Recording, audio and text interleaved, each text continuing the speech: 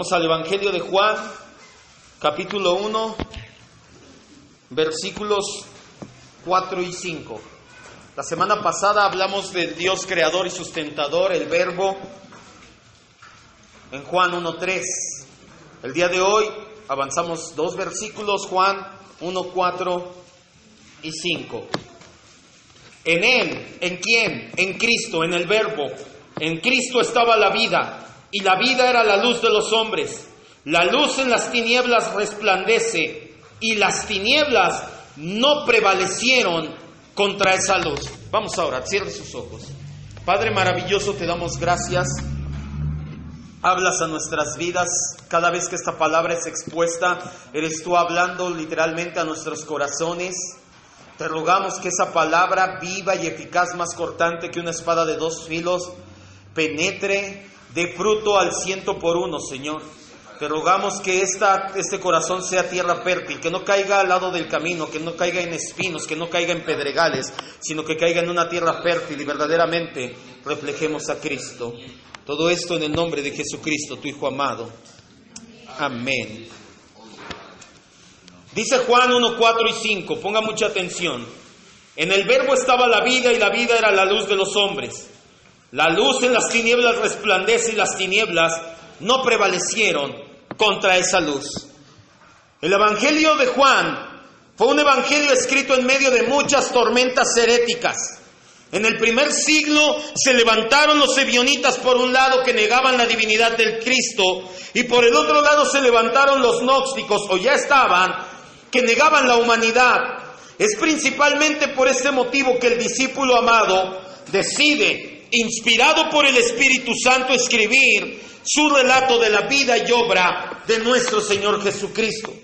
Los primeros 5 versículos se conocen. De hecho, muchas de sus Biblias traerán ahí tal vez prólogo o introducción. Muchas Biblias lo titulan así, Juan 1 del 1 al 5 le ponen prólogo. Son conocidos como el prólogo, la introducción.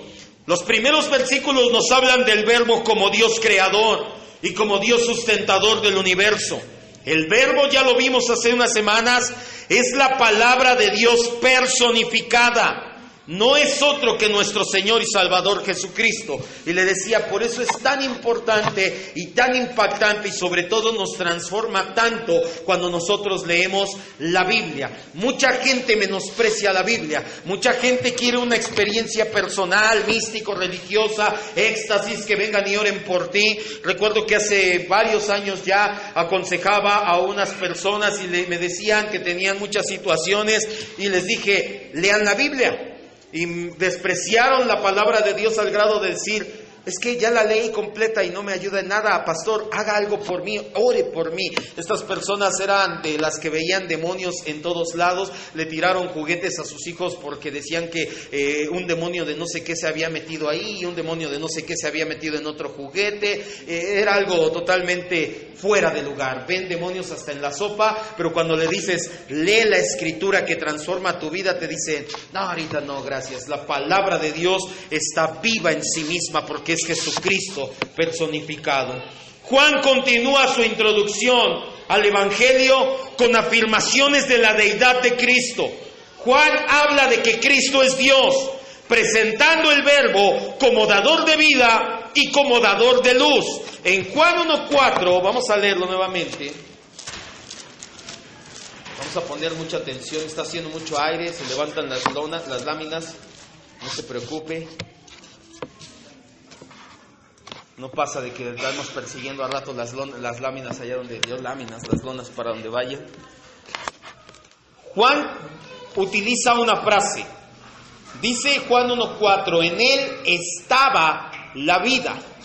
Él no dice que hay vida a través de Cristo, sino que en Él estaba la vida. Es importante notar esta frase en particular, porque se tradujo el verbo en pasado a propósito, pues el mismo original griego está escrito así a propósito en tiempo pasado. ¿Por qué? Porque Juan estaba haciendo otra afirmación directa a la eternidad de Jesucristo. Él no dice en Él está la vida. Cuando Juan dice en Él estaba la vida, está hablando que desde la eternidad el verbo es vida. Lo que para nosotros tiene importancia el día de hoy, pues ya hablamos de la eternidad y de la deidad de Cristo, ya no nos vamos a detener ahí.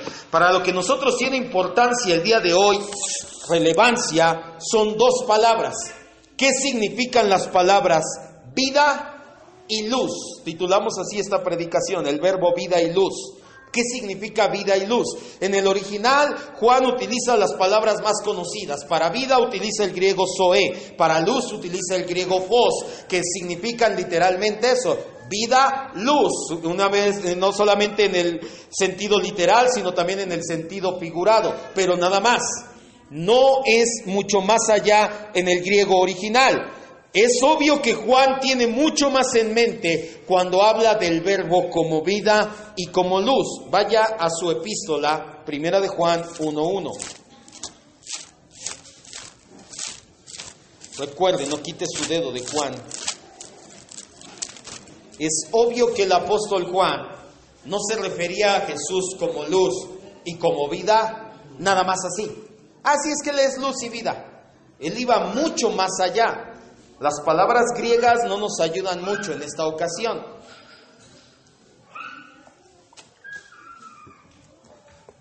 Pero el apóstol entiende mucho más. Dice, lo que era desde el principio, lo que hemos oído, lo que hemos visto con nuestros ojos, lo que hemos contemplado y palparon nuestras manos, tocantes ¿a quién?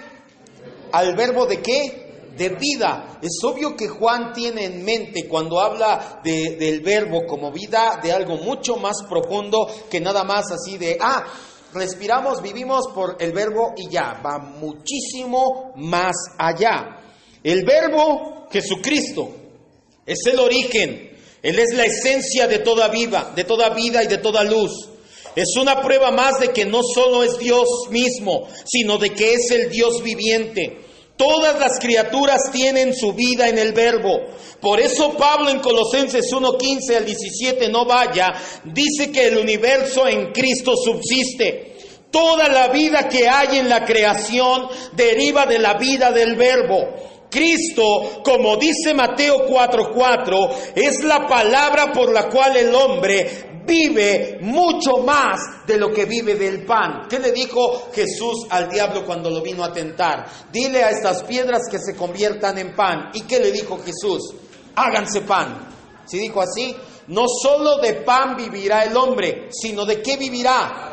De la palabra. Cuando Jesús está diciendo que vivirás de la palabra, está diciendo que Él es la vida en sí del ser humano. Solamente como un paréntesis, el día miércoles estábamos viendo la tentación de Jesús, estamos viendo Cristología. Me gusta cruzar las series para que también los que las escuchen por ahí vayan a las series de los miércoles.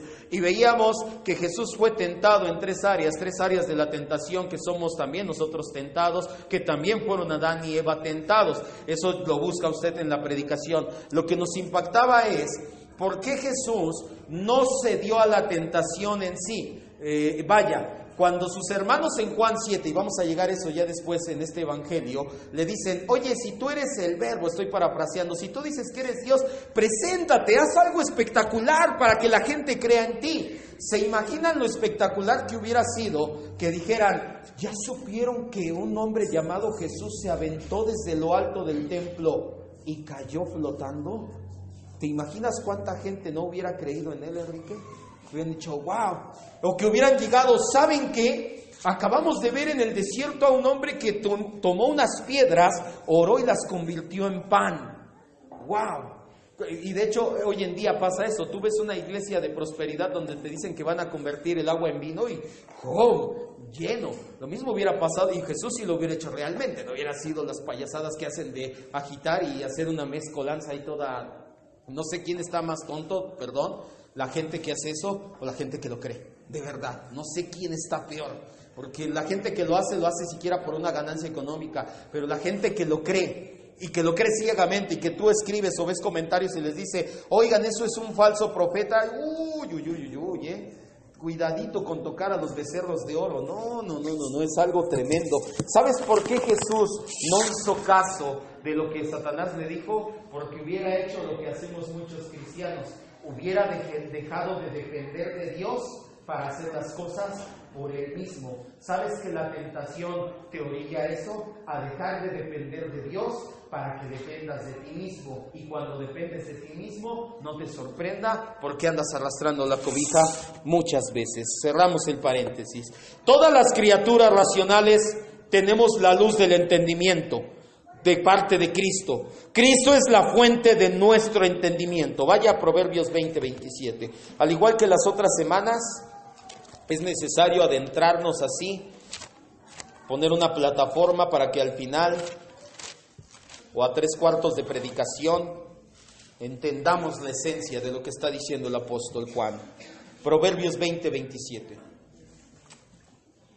Todas las criaturas racionales. ¿Qué significa racional? Que pensamos, que tenemos pensamientos lógicos y coherentes. ¿Un perro o un gato es una criatura racional? No. Ellos actúan por instintos, pero no tienen pensamientos, no siguen una lógica de pensamiento coherente.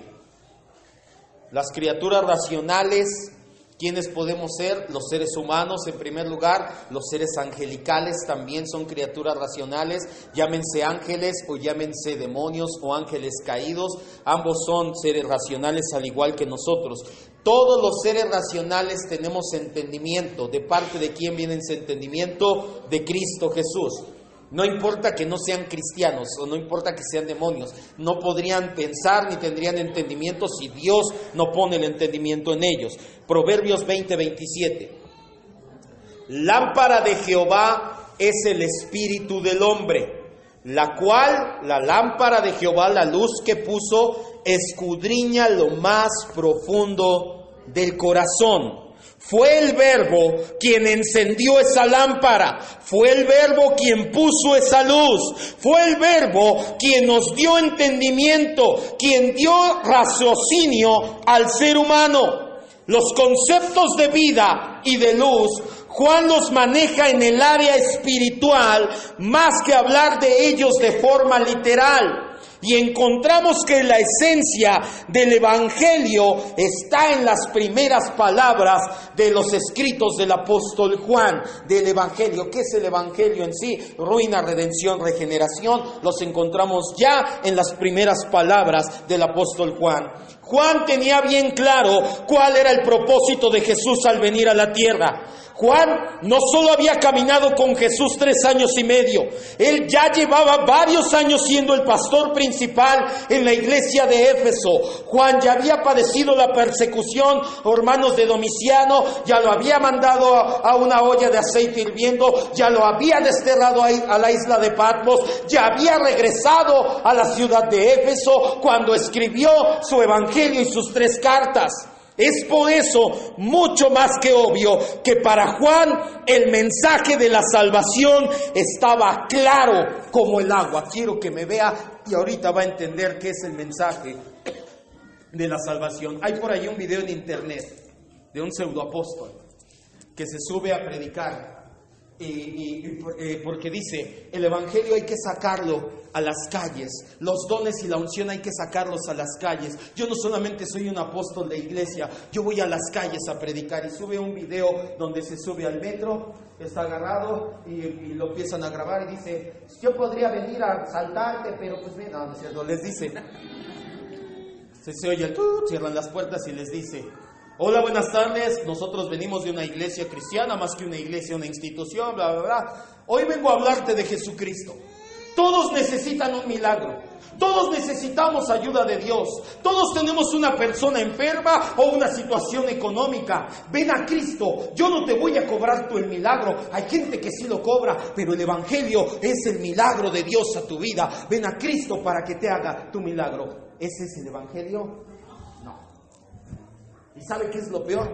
Que como no sé cuántos comentarios, ese es mi apóstol, ay, qué hombre tan ungido, ay, eso es sacar el evangelio a las calles. Ese no es el evangelio. Eso no está diciendo más que puras tonterías. Está prometiendo algo que no es verdad. Si quieres tu milagro, ven, que el Señor está promoviendo a Cristo como un genio de la lámpara maravillosa. Y ese no es el Evangelio. Juan sí sabía que era el Evangelio. Juan tenía bien claro el Evangelio en su mente por todo el tiempo que había caminado con Jesús. En primer lugar, cuando habla de vida, lo hace en la contraparte de aquellos que están en el pecado, es decir, de los muertos espirituales. Efesios 2:1. Ahorita va a entender lo que es el Evangelio. Si no se lo habían presentado, hoy va a conocer el Evangelio. El Evangelio no es ven por tu milagro. El Evangelio no es ven para que te vaya bien. El Evangelio no es tampoco ven a ser salvo. Eso es la mitad del Evangelio nada más. Cristo es tu Salvador, entonces Cristo también es tu Señor. Sí, no solamente estás jugando, porque si tú preguntas ¿cuántos quieren irse al cielo? Todos, católicos, musulmanes, judíos, todos, bueno, judíos no porque no creen en el cielo, pero todos los que crean en el cielo van a decir yo me quiero ir al cielo. Levante su mano, porque se oye ahí. Levante su mano, repita mi oración. Jesús, me da mi corazón, hoy sálvame, gracias, hazme el milagro, ahora decreto un milagro en tu vida. Eso no es el Evangelio. El Evangelio va muchísimo más allá. Juan tenía claro lo que es el Evangelio. Proverbios 2:1, perdón, Efesios 2:1. Efesios. No sé, estoy viendo si están despiertos, ya veo que sí. Acuérdese, Juan y Pablo, vamos a ver dos de sus escritos, estos dos principalmente, estos dos apóstoles el día de hoy, porque la Biblia es una unidad de pensamiento, no es de que la escribió un apóstol y otro apóstol, la inspiró el Espíritu Santo a diferentes personas, por eso se complementan. Efesios 2:1 dice, Él, ¿quién Él? Cristo, les dio vida a ustedes cuando estaban, ¿qué dice? ¿Qué es lo contrario de vida? Muerte. Por eso Juan empieza el discípulo amado empieza su evangelio hablando de vida y de luz, que son la contraparte de muerte y de tinieblas, que es el evangelio. Dice, cuando estaban muertos en delitos y pecados, ahí mismo versículo 12, en aquel tiempo, antes de ser nacido de nuevo, estaba sin Cristo, alejado de la ciudadanía de Israel y ajenos a los pactos de la promesa, sin esperanza y sin Dios en el mundo. ¿De qué te habla? De muerte espiritual. Eso es el Evangelio, que estás en muerte espiritual y Cristo trae vida espiritual a nosotros. No es que vengas por tu milagro. ¿Sabe cuánta gente te puede decir, si yo quiero un milagro, recibe su milagro y se va con su milagro a vivir? Y es por eso que me molesta. Por eso es que digo que son tonterías eso que predican, porque la gente se va porque hizo una oración y recibió un milagro, pero toda su vida vive sin agradar a Dios, vive completamente en contra de la ley y de la voluntad de Dios, pero cree que ya se salvó porque Dios le hizo un milagro y porque hizo una oración, y así no es. No es así. La Biblia dice en Hebreos 12:14, sin santidad nadie verá al Señor, tan claro como el agua. El propósito de Jesús al venir al mundo fue traer vida a los seres humanos perdidos, que estábamos muertos en nuestros pecados, incapaces por nuestros propios medios de acercarnos a Dios. Un muerto no tiene capacidad de nada por sí mismo. Esta incapacidad espiritual ha sido predicada desde hace siglos y lleva al mismo tiempo siendo confrontada. Pues en su misma muerte espiritual, el ser humano rebosa de orgullo. Al orgullo le duele saber que no puede hacer nada por sí mismo. Al orgullo le duele saber que no puede acercarse a Dios. Le molesta que lo dejen fuera. Es en ese orgullo que desde que bajaron las aguas del diluvio y se multiplicaron nuevamente, los seres humanos han tratado de construir torres que los salven en lugar de depender del Señor de la gloria. Vaya a Génesis 11, 3 y 4. ¿Sabe cuál es la principal característica del hombre no regenerado? Orgullo. Y ojo, amado hermano, ya después lo vamos a ver en el discipulado, la familia cimentada en Cristo. Para los que lleguen, si no, pues lleguen. Cuando tú en tu matrimonio, sobre todo, es donde se da más, No en esta iglesia, pero bueno, lo voy a predicar aquí. En esta iglesia no hace falta que se enojan los esposos y se ponen de orgullosos. Repito, aquí no pasa. No voltee a ver a su esposa, mándale un beso. Nada más. Cuando te enojas y te pones de orgulloso, estás volteando a tu naturaleza pecaminosa que da gusto. Porque la principal característica del pecado es el orgullo. ¿Cuál fue el primer pecado? El orgullo. ¿Qué dijo Satanás? Yo me voy a sentar en el trono de Dios, voy a ser semejante al Altísimo. ¿Qué le pido yo a Dios? Yo soy igual de bueno. Y el Señor le dice, no, mijito, tú eres una criatura, vas para abajo. El orgullo fue lo que impregnó en el ser humano. Tú come de ese fruto, tú no te preocupes, no morirás, serás como ¿quién? Como Dios. ¿Qué metió en el corazón del ser humano? Orgullo. Y cuando tú estás enojado con tu esposo o tu esposa y estás de orgulloso, pues ahora no le hablo hasta que me hable. No pasa aquí, pasa en otros lados. Estás volteando a tu naturaleza pecaminosa y le estás diciendo, sal, sal. Y sabes, esto no es gracioso. Estás a un paso de cometer otro tipo de cosas. Eso es lo malo.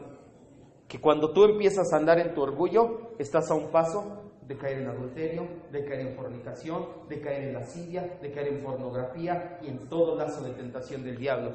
Lo malo no es que te pongas de orgulloso, lo malo es lo que viene después.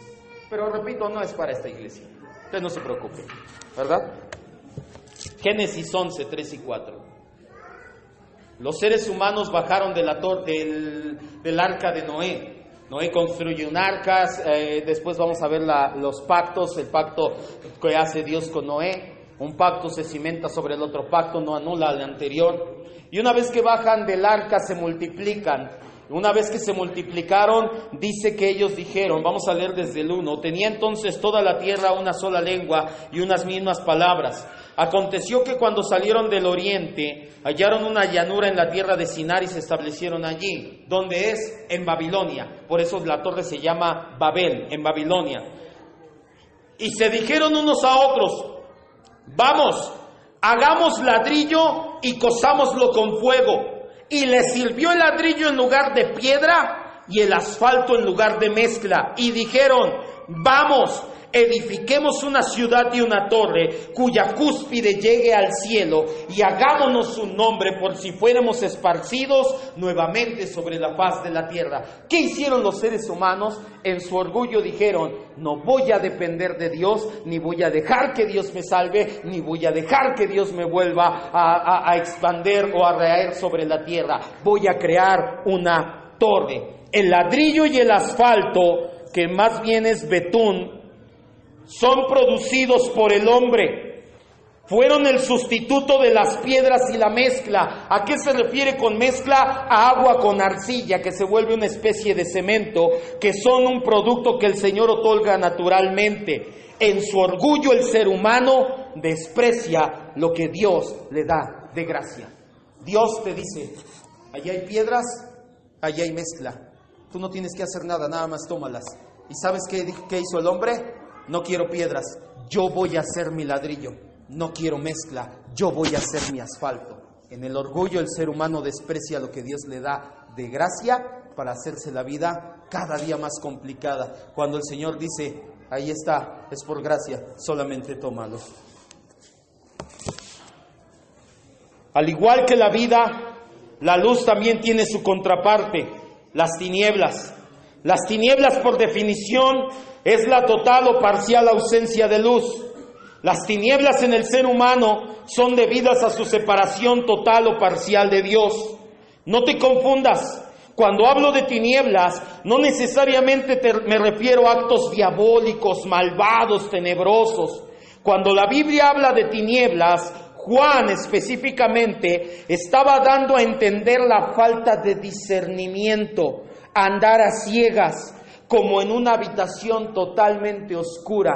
¿Te has parado en la mañana al baño y de repente está todas las luces apagadas? Yo en mi caso pongo unas cobijas porque soy muy friolento y entonces tapo la ventana con una cobija, entonces tengo que dejar prendida la luz de afuera, pero si un día se me olvida dejar prendida la luz de afuera, te paras y no ves nada. Y ahí es donde les he dicho otras veces, vas caminando y si te pegas en el dedo chiquito que parece que tiene radar de muebles, ¡oh!, te pegas contra un mueble, ahí es donde se ve si eres cristiano. Porque si tu primer palabra es hijo de eso, te falta. Pero si te pegas y le haces como yo, aleluya, Dios, gracias. Me arrodillo y le digo, gracias por ese golpe. Si te pegas en el dedo chiquito es ¿por qué? Porque no ves.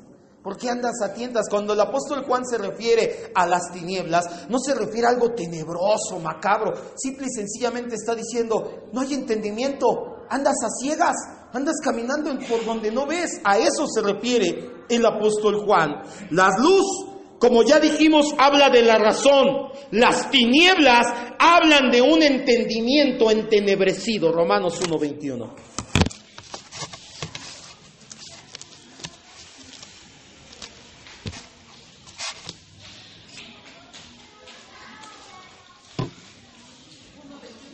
Romanos 1:21. Las tinieblas no nos hablan de algo satánico, diabólico. Ay, es que es un asesino, está en tinieblas. Todo el mundo sin Cristo está en tinieblas. Todo el mundo sin Cristo tiene la razón entenebrecida. Todo el mundo sin Cristo no puede andar. Jesús les decía a los fariseos, ciegos, guías de ciegos. Porque ellos no ven, pero están guiando a otros que tampoco ven. Aquellos que están en tinieblas son aquellos que están ciegos espiritualmente, que no saben discernir la izquierda de la derecha, no saben discernir lo bueno de lo malo. Dice Romanos 1:21, habla de ellos. Si tú lees todo el primer capítulo de Romanos, primero Dios en unos años, iba a decir en unos meses, por favor, llevamos un mes y apenas vamos en 5 versículos de Juan.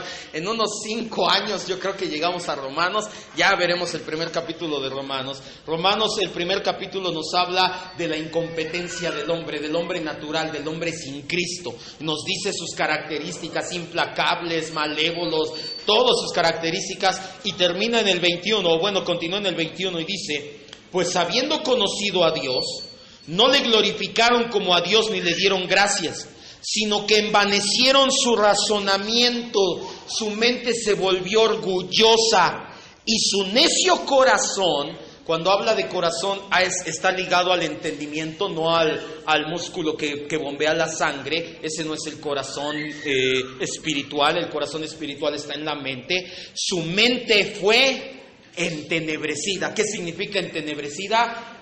Puesta en tinieblas. El ser humano puede conocer a Dios por medio de su creación, lo puede admirar por medio de ella, al ver todas las maravillas que en ella hay, al mirarse a sí mismo y darse cuenta que no somos obra de la casualidad, ni de la evolución, ni de nada parecido. Pero lejos de reconocer a su creador, le ha dado culto a la creación, porque su corazón y su razón está en tinieblas. En resumidas cuentas, los seres humanos sin Cristo son seres humanos muertos espiritualmente y con la mente en tinieblas. Esas tinieblas son las que lo han mantenido ciego a la verdad de que le urge un salvador de su muerte y de su miseria. Y a no ser que Dios haga algo, el ser humano siempre seguirá en esa condición. En pocas palabras, y esto es el Evangelio, el hombre natural, el hombre sin Cristo, es incapaz de hallar la verdad, es incapaz de vivir en santidad y por eso está destituido de la gloria de Dios. Si este supuesto apóstol se hubiera parado en el metro y se hubiera dicho, les tengo una noticia, ustedes son pecadores y son pecadores que si no se arrepienten el Señor va a derramar su ira sobre ustedes, entonces sí te creería que les habló del Evangelio. Pero no te preocupes, para eso vino Cristo y etcétera. Pero cuando les dice, oye, necesitas un milagro, ven a Jesús.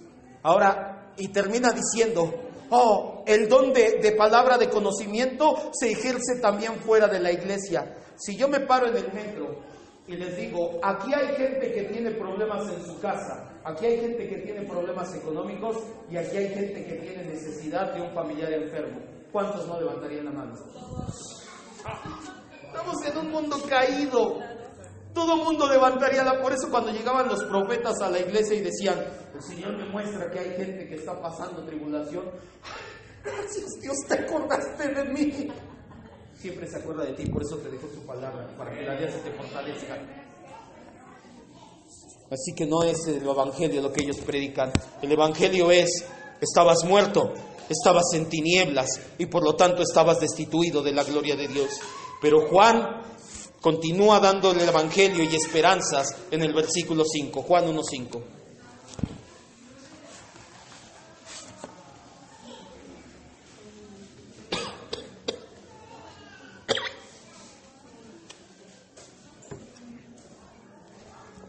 Juan 1:5. Cuando dice, no se queda ahí nada más y les dice, oigan, ustedes están en tinieblas y están en muerte, dale. ¡Ay, gracias! Si nos da esperanza, dice, la luz en las tinieblas resplandece. Con esa frase nada más vamos a seguir ahorita. Juan habla obviamente del verbo. Él habla de su manifestación al mundo caído, aún antes de venir en carne y venir a cumplir el pacto eterno. El verbo ya se manifestaba dando luz y entendimiento a los hombres. Además, Juan nuevamente apunta a Génesis, cuando en el principio la luz disipó las tinieblas. Así también Cristo, que es la luz, disipa las tinieblas de la ignorancia, del orgullo y del pecado. El ser humano ya no tiene por qué andar en tinieblas. El ser humano ya no tiene que andar a tientas, ciego, sin rumbo, sin dirección, con el corazón lleno de temor y de ansiedad. Por el contrario, una vez que estás en Cristo, la Biblia nos dice que somos hijos de luz. Efesios 5:8.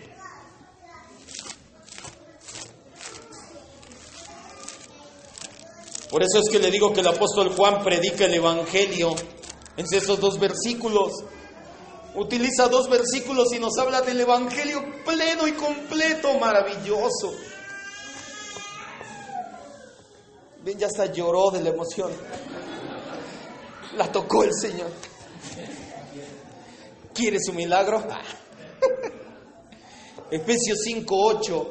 Cuando Juan dice, pero las tinieblas, la luz resplandece en las tinieblas, está hablando, oigan, están muertos, están en tinieblas, pero no tienen que estar así. Cuando estás en Cristo, hasta te vuelves hijo de luz. Efesios 5:8 dice la Biblia, porque en otro tiempo eran ¿qué? Tinieblas. Antes eras tinieblas, pero ahora ¿qué dice que eres? Hijo de luz. Ahora eres luz en el Señor. Anden como hijos de luz. Juan termina su frase con el enunciado. Regrese a Juan 1. Y eso que estamos haciendo, por eso le decía, es predicación expositiva. ¿Se da cuenta cómo la Biblia se respalda ella misma y habla ella misma del mismo tema en la misma línea? No es necesario que le ponga yo palabras, ideas o conceptos ajenos. La misma Biblia nos empieza a hablar una y otra vez. Hay un tema central y general de la Biblia que es Cristo y el plan de redención. Cuando tú sigues la Biblia a esa luz, hay un libro que se llama La redención a la luz de la Escritura y otro que se llama La Escritura a la luz de la redención, y los dos se complementan. Cuando tú ves todo a la luz de la redención, el panorama cambia por completo. Juan termina esta frase con un enunciado que dice, pero las tinieblas no prevalecieron contra la luz. ¿Qué significa esto? Quiero que me vea y ponga mucha atención. Es importante notar que no habla Juan de una lucha entre el bien y el mal. Cuando dice no prevalecieron, da la impresión, hay gente que toma este versículo para decir que las tinieblas, los hijos de tinieblas y los hijos de luz pelean. De hecho, este mismo pseudoapóstol tiene una serie, acabo de ver, que dice batalla de dos reinos, el reino de las tinieblas contra el reino de Dios. Ya están bien tronados, de verdad. Nosotros no tenemos una batalla contra el reino de las tinieblas. Dios no tiene una batalla contra Satanás. Eso es denigrar a Dios, eso es bajarlo de su trono y hacerlo igual a una de sus criaturas.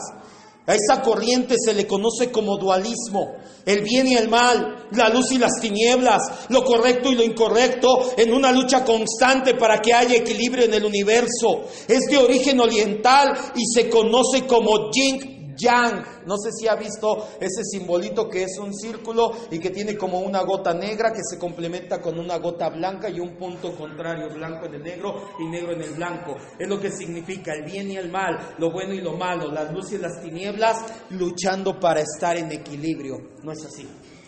No es así. Es bajar a Dios y ponerlo a la altura de Satanás, y no es así. Nuestro Dios es el Altísimo. ¿Se acuerdan que el Altísimo significa que el que está por encima de todo? Que si nosotros pusiéramos en una balanza a nuestro Dios y ponemos en una balanza toda la demás creación, nuestro Dios es por mucho más valioso que toda la demás creación. No están en constante pelea. No se trata de eso. No es una lucha.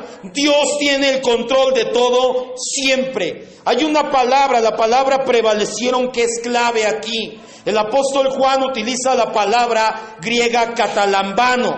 Esta palabra puede tener 3 significados que de hecho no se contradicen, y muy probablemente el Espíritu Santo utilizó esta palabra en específico para complementar la enseñanza. La primera traducción significa apoderarse. Como tal, el versículo se leería: las tinieblas no tienen control sobre la luz. ¿Esto es cierto? Sí. ¿Las tinieblas pueden controlar a Cristo? No. Habla también de la impecabilidad. La segunda traducción es apagar, extinguir, sofocar la luz. La traducción quedaría: las tinieblas no pueden extinguir la luz. Una vez que eres hijo de Dios, habla de la preservación de la salvación. Una vez que tienes la luz de Cristo en tu corazón, no hay tinieblas que las apaguen. ¿Cuántos dicen amén? ¿Sabe qué le estoy diciendo? ¿Qué dice la Biblia con esto? Que una vez que Dios te hace nacer de nuevo, Él te va a conservar en el cuerpo de su mano hasta que llegues al cielo. No tú, Dios obrando a través de su mano poderosa. La tercera traducción: percibir, lograr, entender con la mente, con un esfuerzo mental o moral. Si tomamos en cuenta este significado, el verso podría traducirse: las tinieblas no entienden la luz. Las 2 primeras traducciones se sobreentiende que el verbo es supremo sobre las tinieblas. Ya lo aclaramos, no es una lucha. La luz simplemente es superior a las tinieblas.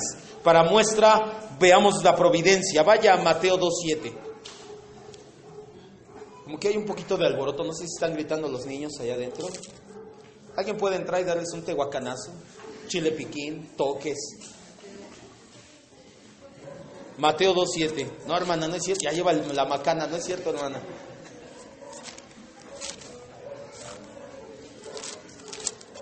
No es una lucha entre el bien y el mal. El verbo tiene el control. Vamos a guardar silencio. Mateo 2, del 7 al 16. Vea cómo tiene tal control Dios sobre el mundo, sobre el universo, que providencialmente guarda a Jesús ya en carne de morir. Cuando Herodes se entera de que el niño Jesús, o de que Jesús como ser humano había bajado y se había encarnado como Rey de Reyes, él les dice a los magos de Oriente, ya vimos el miércoles, no son Melchor, Gaspar y Baltasar, no es así, ¿sale? Nada más dice que eran unos sabios, unos astrólogos de Oriente. Él les dice: sí, vayan y díganme dónde está para que yo también vaya a adorarle. No le quería adorar. Herodes tenía en su mente: yo quiero ser el único rey del lugar. Cuando sepa dónde está ese Dios encarnado, lo voy a matar.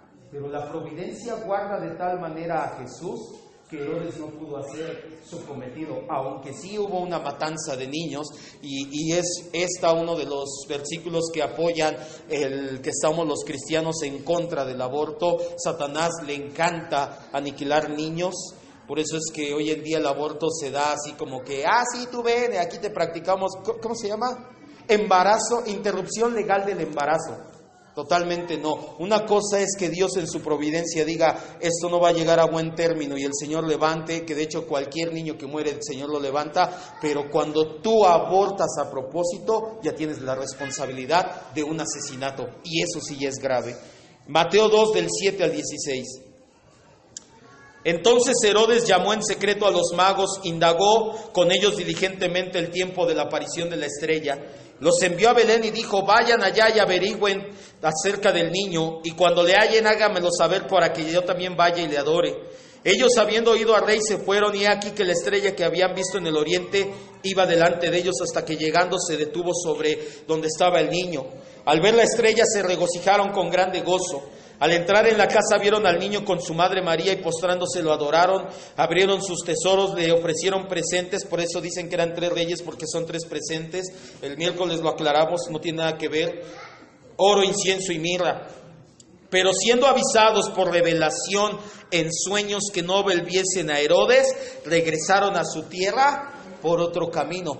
¿Ven cómo el Señor guarda a Jesús de ser asesinado? Adelante, vamos más adelante, todavía hay más. Después que partieron ellos, un ángel del Señor apareció en sueños a José y le dijo: levántate, toma al niño y a su madre y huye a Egipto y permanece allí hasta que yo te diga, porque acontecerá que Herodes buscará al niño para matarlo. José, despertando, tomó de noche al niño y a su madre y se fue a Egipto, y estuvo allá hasta la muerte de Herodes, para que se cumpliera lo dicho por el Señor por boca del profeta, cuando dijo: de Egipto llamé a mi hijo. Nuevamente vemos cómo en su providencia Dios cumple una de las profecías mesiánicas y guarda a Jesús de ser asesinado. Versículo 16. Entonces Herodes, cuando se vio burlado por los magos, se enojó mucho y mandó matar a todos los niños menores de 2 años que había en Belén. Por eso es que tenemos la deducción de que Jesús tenía ya alrededor de 1 año y medio, 2 años, cuando los magos llegaron a adorarle. No llegaron al pesebre, ya llegaron cuando él estaba más grande. Dice, menores de 2 años que había en Belén, y en todos sus alrededores los mandó matar Herodes a todos los niños menores de 2 años, conforme al tiempo que había inquirido que de los magos. Entonces se cumplió lo que fue dicho por el profeta Jeremías, que dijo, hasta ahí nada más, ya después lee en su casa, qué dijo el profeta Jeremías. Vemos, Dios tenía una lucha con el diablo por guardar a Jesús. Dios simple y sencillamente dijo: yo lo voy a guardar, no hay nada que el diablo pueda hacer. No importa que Herodes sea el rey de este mundo, no importa que Herodes tenga el control de este mundo, no importa que Herodes tenga toda la influencia y pueda mover sus influencias y mandar a matar aquí y allá y acullá. Yo soy el Dios y el rey del mundo, yo puedo guardar a mi hijo Jesucristo. Y lo hizo de manera providencial. No llegó una guardia, no se organizó un ejército, simple y sencillamente le dice a José: vete a Egipto, yo te aviso cuando regreses. Por eso es que le decía la semana pasada, nosotros podemos descansar en la providencia de Dios, en que Dios tiene todo bajo control. Denle un aplauso al Rey.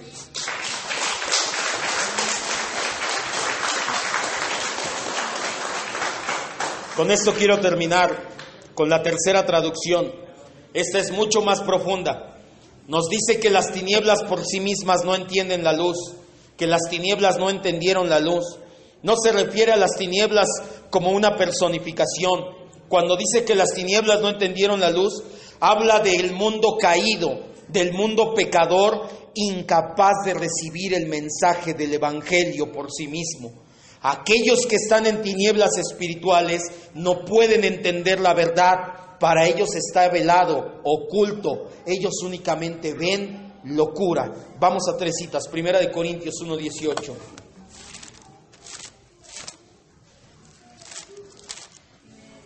1 Corintios 1:18. Cuando Juan dice las tinieblas no prevalecen, la palabra que utiliza se traduce de 3 formas. Las 2 primeras habla de la supremacía de la luz en las tinieblas. La tercera forma habla de que la luz no fue entendida y no puede ser entendida, recibida, percibida, discernida por las tinieblas. 1 Corintios 1:18. Dice la Escritura: porque la palabra de la cruz, cuando tú predicas a alguien el Evangelio, es que dice locura a los que se pierden, te toman de a loco. ¿Cómo me dice que soy pecador? Yo cuando he matado a alguien, ¿cómo se atreve a ofenderme? Yo nunca he robado, no he violado, no he matado. ¿Cómo dice que soy pecador? Ahí mismo, 1 Corintios 2:14. Pero el hombre natural, esto lo vimos en el primer discipulado. ¿Quién es el hombre natural? El hombre que no ha sido regenerado, que no ha nacido de nuevo, el hombre sin Cristo. Dice, pero el hombre que no ha nacido de nuevo no percibe las cosas que son del Espíritu de Dios, porque para él son, ¿qué dice? Son locura. ¿Cómo me dices eso? No lo puede entender, porque se disciernen ¿cómo? Con la luz, espiritualmente. Primera de Juan 3:1. Esta cita me encanta. Primera de Juan 3:1. Estamos viendo la última referencia, con esto acabamos. Cuando Juan dice las tinieblas no prevalecieron, está diciendo las tinieblas no pueden entender la luz. Primera de Juan 3:1. Dice la Escritura, miren cuál amor nos ha dado el Padre, cuál amor, Cristo en la cruz del Calvario, para que seamos llamados hijos de Dios. Y aquí es la parte que nos interesa. Por eso el mundo, la sociedad separada de Dios, no nos conoce, porque todavía no conocen a Cristo. ¿Te has preguntado por qué el mundo no entiende las cosas que hacemos los hijos de luz? ¿Te has preguntado por qué algunas veces te dicen las personas que no son cristianas, pararme temprano en domingo para ir a la iglesia? Estaré loco. ¿Nunca le han dicho así? ¿Soy el único que me han dicho así? Ajá. ¿Quieres que cierre mi negocio para ir a la iglesia, dejar de ganar? Si el pastor me va a mantener, yo sí voy. No, entonces no venga, no lo va a mantener. Con trabajos mantengo a mi familia. Dar diezmo u ofrenda, te estafan. Es que los están tan tontos que todavía van a dejar dinero, los estafan. No sé si ha escuchado que le digan eso. ¿Por qué dicen eso? Porque no entienden la luz, porque no disciernen. Creer en Dios, eso es para mentes débiles. Yo tengo una mente superior, yo no necesito a tu Dios. Leer la Biblia, ¿para qué? Si la escribieron un montón de judíos hace siglos y se contradice. Orar, si nadie te escucha, no pierdas el tiempo. Ir hasta allá cuando la iglesia te queda lejos y le dices, no, imagínate, hago una hora de camino. Ir hasta allá, manito, ni aunque me pagaran iría yo contigo. ¿Sí has escuchado eso? ¿O soy el único loco? Predicar el evangelio en las calles, antes muerto. ¿Se acuerda que yo le dije eso a mi testimonio cuando me subí al metro y veía que era el mismo chafa evangelio? Venimos a hablarte de Cristo, recíbelo en tu corazón. Y yo le dije a mis amigos, estaré loco si un día me ves predicando así. Sí, estoy loco por Cristo, aquí estoy predicando ya. Dejar a mi virgen, a mi santo, a mi flaquita, a mi santa muerte por tu Dios, jamás. ¿Sí le han dicho eso? ¿Por qué? Porque están en tinieblas y las tinieblas no entienden la luz. Ni siquiera los judíos que tenían la luz del Antiguo Testamento lograron ver a Cristo en él. Los judíos solo veían leyes que cumplir para acercarse a Dios, pero no vieron la esencia de esas leyes, que es Cristo. No lo lograron simplemente porque las tinieblas no entienden la luz. Toda la raza humana, por ser de naturaleza pecaminosa, está en tinieblas. Y por estar en tinieblas, no puede comprender el evangelio. De aquí surge una gran pregunta. Entonces, ¿cómo hay personas que sí entienden el evangelio de Cristo? ¿Cómo es que estamos aquí el día de hoy escuchando el mensaje y entendiéndolo? ¿Cómo es que yo soy tinieblas y no luz? Vaya, 1 Corintios 1:19.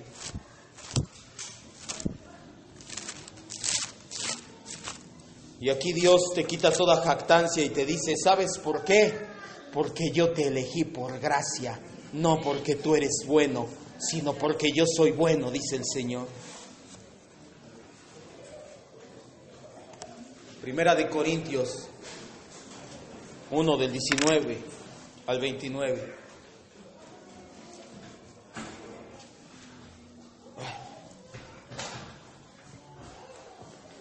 Está escrito desde el 18, que es el mismo contexto de la locura de la predicación. Dice, la palabra de la cruz es locura a los que se pierden, pero a los que se salvan, a nosotros, es poder de Dios. Pues está escrito: voy a destruir la sabiduría de los sabios, ni los que se creen muy sabios lo van a entender, y voy a desechar el entendimiento de los que creen que entienden mucho. ¿Dónde está el sabio? ¿Dónde está el escriba? El escriba era una profesión de mucho intelecto en ese entonces. ¿Dónde está el disputador de este siglo? ¿Dónde está el que cree que se la sabe? ¿No ha enloquecido Dios la sabiduría del mundo? ¿Tú crees que el mundo tiene sabiduría? Dios dice: eso es locura, eso no vale. Pues ya que la sabiduría de Dios, el mundo no conoció a Dios mediante esa sabiduría. Agradó a Dios salvar a los creyentes. No dice que tú creíste en Él, dice que a Dios le agradó salvarte. Solamente por gracia eres salvo. Dice el versículo 21. No, sí, porque los judíos 22 piden señales, los griegos buscan sabiduría, pero nosotros predicamos a Cristo crucificado. Pablo está diciendo: ¿sabes de qué se trata el evangelio? De que tú eres muerte, de que tú eres tinieblas, de que tú no entiendes, pero de que Cristo vino a morir por ti para sacarte de ese lugar y para darte vida nueva y una regeneración en arrepentimiento. Versículo 24. Mas para los llamados, así judíos como griegos, Cristo, poder de Dios y sabiduría de Dios, porque lo insensato de Dios es más sabio que los hombres, y lo débil de Dios es más fuerte que los hombres. Versículo 26 al 29, hace añicos nuestro orgullo, el cochino orgullo del que hablábamos hace rato. Pues miren, hermanos, su vocación, que son muchos sabios según la carne. No son sabios según la carne, ni muchos poderosos, ni muchos nobles. No son esos los que escogió Dios, ni a los sabios, ni a los poderosos, ni nobles, sino lo necio del mundo escogió Dios para avergonzar a los sabios. Lo débil del mundo escogió Dios para avergonzar a lo fuerte. Lo vil del mundo y lo menospreciado escogió Dios, y lo que no es, para deshacer lo que es, a fin de ¿qué? De que nadie se jacte en su presencia. Cierre sus ojos y vamos a terminar. Juan en 2 versículos habla del evangelio completamente. No las tarugadas que andan diciendo muchos, que vengas por un milagro y que Dios quiere componer tu vida. Ese no es el evangelio. Yo prefiero estar en silla de ruedas y no recibir un milagro, pero irme al cielo y estar con mi Señor, obedecerlo desde aquí, a que me levantaran de una silla de ruedas, apostatar e irme al infierno. Juan predica el evangelio completamente y les dice: eran tinieblas, no lo podían entender por ustedes mismos, pero ahora son luz. Ahora, dice el apóstol Pablo, complementando la enseñanza de Juan, tú no le escogiste. Si tú entiendes el evangelio el día de hoy, si tú estás aquí el día de hoy, no es porque tú entiendes más, o porque eres sabio, o porque eres fuerte, o porque eres bueno. Estás aquí porque Dios es bueno y decidió elegirte a pesar de ser necio, a pesar de ser tonto, a pesar de no ser nadie, a pesar de ser débil. Dios decidió elegirnos a nosotros. Por eso es que el evangelio hace añicos el orgullo, porque es a fin de que nadie se jacte, de que nadie diga: a mí Dios me escogió porque me necesitaba para predicar, a mí Dios me escogió porque me necesitaba para cantar o para hacer algo. A ti Dios te escogió porque Dios es bueno y nada más. Eso es el evangelio. Te escogió para ser hijo de luz, para dejar atrás las tinieblas y comportarte, como dijo Pablo en Efesios 2, como hijos de luz. Andar en la luz como hijos de luz. Muchas veces hemos ido a la iglesia y no hemos escuchado el evangelio de Jesucristo. Este es el evangelio, amado hermano y hermana, que tú y yo éramos muertos espirituales y para acabarla ciegos, no nos dábamos cuenta de nuestra miseria.